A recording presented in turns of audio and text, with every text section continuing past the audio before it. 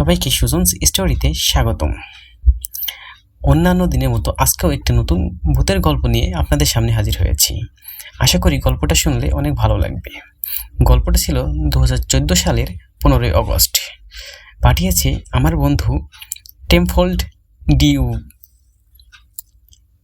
চলুন আমরা কথা না বাড়িয়ে গল্পটা শুরু করে যাক।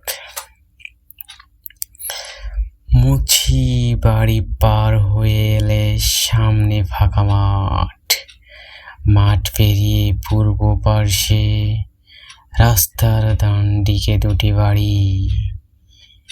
এই বাড়ি দুটি পার হয়ে সামনে কিছুটা এগিয়ে গেলে আবারও ফাঁকা মাঠ, আর এই ফাঁকা মাঠের মাঝে আছে একটি ব্রিজ।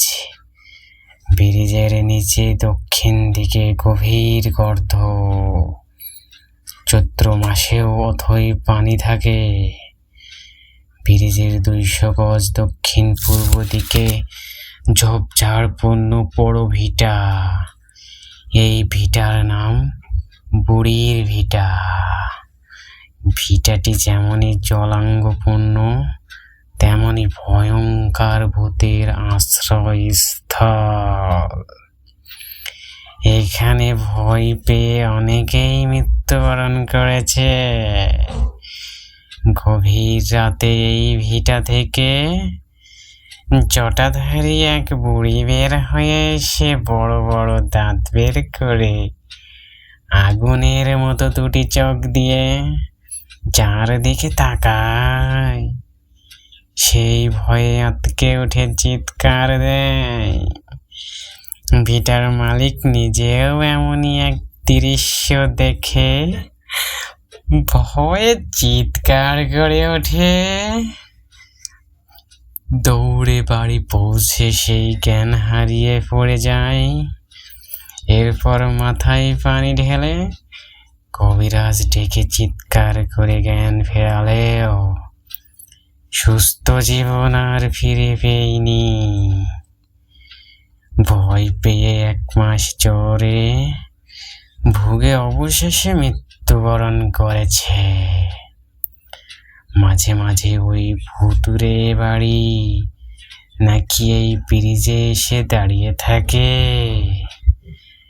গত মাসে এই এলাকার ইউপি চেয়ারম্যান গভীর রাতে একা একা মোটর সাইকেল নিয়ে বাড়ি ফেরার সময় ব্রিজের উপরে ওঠার সাথে সাথেই পিছন থেকে মোটর সাইকেল টেনে ধরেছিল।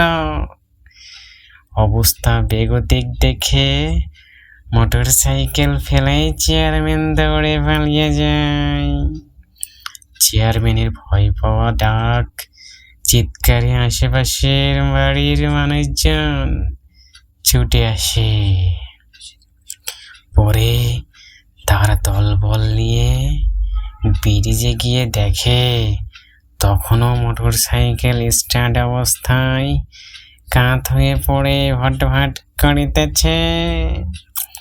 লোকজন মোটর সাইকেল উদ্ধার করে চেয়ারম্যানকে বাড়ি পৌঁছে দেয়।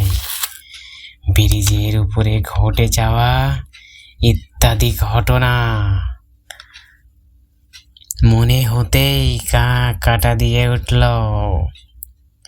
বিড়ি টানার অভ্যাস না থাকায় একটানা অনেকক্ষণ বিড়ি টানতে গিয়ে ঠোঁট মুখ ছিচকা জ্বলতেছিল।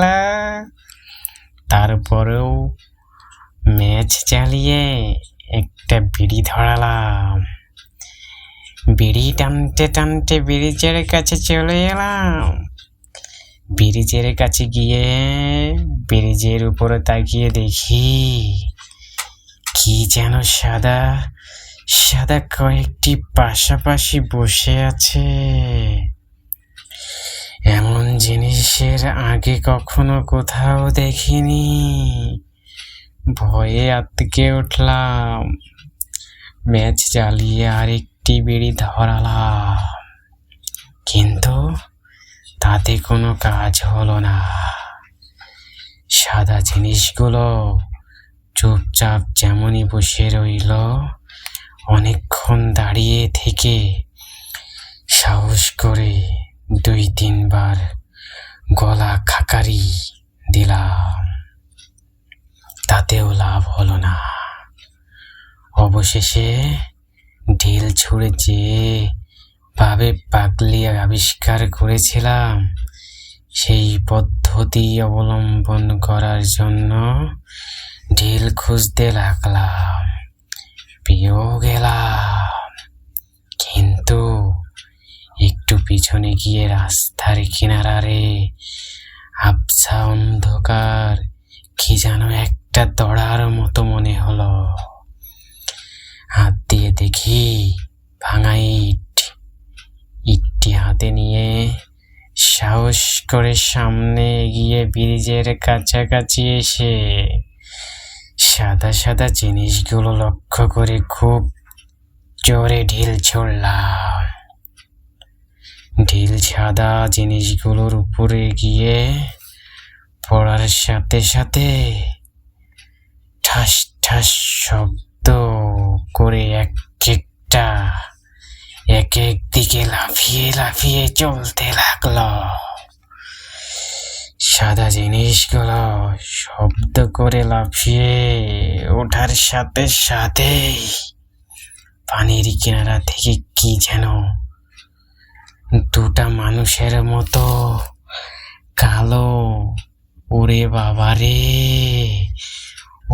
বাবারে বলে চিৎকার করতে পূর্ব দিকে উড়ে দিল। এরকম অবস্থায় ধক করে বুকটা কেঁপে উঠল। কিছু বুঝে উঠতে না পেরে আমি পশ্চিম দিকে ঘুরে দিয়ে জোরে দৌড় দিলাম। বাড়ির উঠানে যেতেই উঠানের কোণা থেকে একজন চেঁচিয়ে উঠল, কে কে? আমি হাঁপাতে বললাম, আমি। সে বলল, আমি কে? বললাম, আমি আলমুন সমাচুন। তো বুঝলাম, এত রাতে কোথা থেকে দৌড়ে এলে? বললাম, ব্রিজের উপর কি যেন সাদা সাদা কতগুলি জিনিস ঠাস ঠাস শব্দ করে লাফালাফি করছে, তাই দেখে ভয়ে দৌড়ে এলাম। আমার কথা শুনে লোকটি কাছে এসে বলল,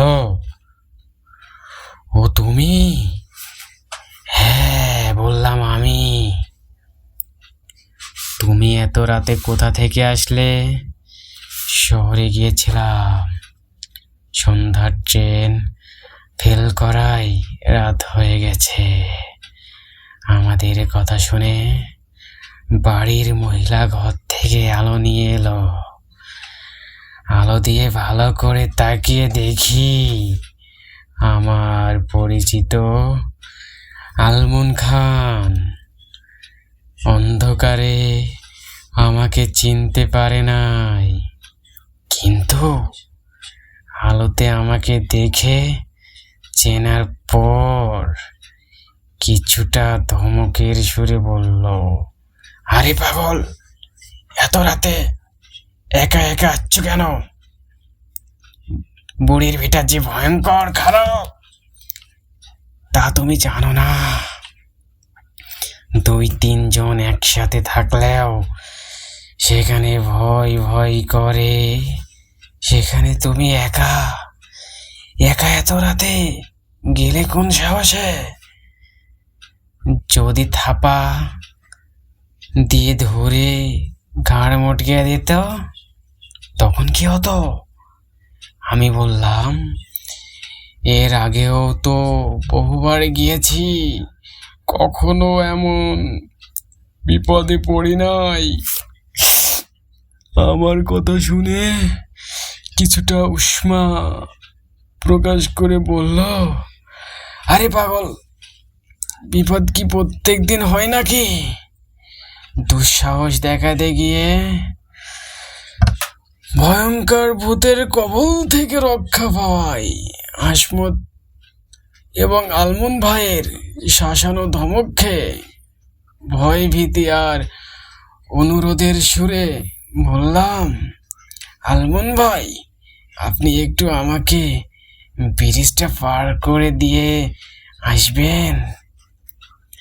হাসমত এবং আলমন ভাই একটু চিন্তা করে বলল, দাঁড়াও, একা একা যাওয়া ঠিক হবে না, সাথে আরো 2-1 জন নেওয়া লাগবে। এর মধ্যে আমাদের কথা শুনে আরো 2-1 জন ঘুম থেকে উঠে এলো। একজন সাথে হারিকেন নিয়ে এলো। এরা 2জন আলমন ভাইয়ের সাথে ছোট ছোট হাত বাড়িয়ে হাতগুলোকে আটকে ধরলো। আলমন ভাই আমাকে চিনতে পেরে ওদেরকে বলল, এই চল তো, ওকে ব্রিজটা পার করে দিয়ে আসি। হাসমত ভাইয়ের কথায় তার এক ভাই বলল, এত রাতে এ ছেলে কোথা থেকে এলো? আলমন ভাই তার জবাবে বলল, শহরে গিয়েছিল, সন্ধ্যায় ট্রেন ফেল করে রাতের ট্রেনে এসেছে। এত রাস্তা এলো কার সাথে? একাই এসেছে। এত রাস্তা একা একা আর একটু রাস্তা যেতে পারবে না। গিয়েছিল, ব্রিজের কাছে যেতেই শয়তান বুড়ি তাড়া করেছে। কি সাংঘাতিক! তারপরেও সুস্থ আছে দেখি অজ্ঞান হয়ে পড়ে যাওয়ার কথা। আলমন ভাই ধমক দিয়ে বলল, এমনই ভয়ে কাঁপতেছে, তুই আরো ভয় দেখা। ওর কাণ্ড দেখে তো ভয়ে আমিই কাঁপতেছি। ও ঠিক আছে কিভাবে? ওর সাহস আছে, তোর সাহস নাই, তাই তুই কাঁপতেছিস। চল তো ওকে ব্রিজটা পার করে দিয়ে আসি। এ কথা বলাই ওরা 2জন আর না বলল না। তারা 3জনে মিলে আমাকে ব্রিজের দিকে নিয়ে গেল। তখনও ভয়ে গা ছমছম ছমছম করছে। ব্রিজের উপর উঠতে সাহস হচ্ছিল না। আমি ভয়ে তাদের মাঝখানে ঢুকে পড়লাম। তারা 1জন আগে আর 2জন আমার পিছনে। ব্রিজের উপরে উঠতেই আলমন ভাই আমাকে দেখে ভয় পেয়েছিল, সেটা খুঁজতে লাগলো। আমি কি দেখে ভয় পেয়েছিলাম? হারিকেনের আলোতে প্রথমেই যেটা চোখে পড়লো সেটা দেখে আমি হতভম্ব হয়ে গেলাম। সাদা সাদা যে জিনিসগুলোকে লাফাতে দেখেছি সেটা আর কিছুই নয়, গোয়ালাদের দুধের ভান্ডি আর টিন। বড় ইটের টুকরা ঢিল মারাই খালি টিনগুলো ঠাস ঠাস শব্দ করে চারিদিকে ছড়িয়ে গেছে। একটি টিনের ভেতর পান সুপারির ছিল, সেগুলি ব্রিজের উপর ছড়িয়ে ছিটিয়ে আছে। আমরা যখন এসব দেখছিলাম তখন পূর্ব দিক থেকে কারা যেন আলো নিয়ে আসছে। একটু পরে তারাও এসে হাজির হয়েছে। দেখি 2জন গোয়ালা আরো 2জন সাথে করে নিয়ে এসেছে। গোয়ালা তখনও হাঁপাচ্ছে। তাদের বর্ণনা শুনে বুঝতে পারলাম গোয়ালারা শহরে দুধ বিক্রি করে কিছুক্ষণ আগে এখানে এসে পৌঁছেছে। ব্রিজের নিচে জাল পাতা ছিল, জালের কাছে কে যেন কোনো মানুষই নাই। পরবর্তী গল্পের আপডেট পেতে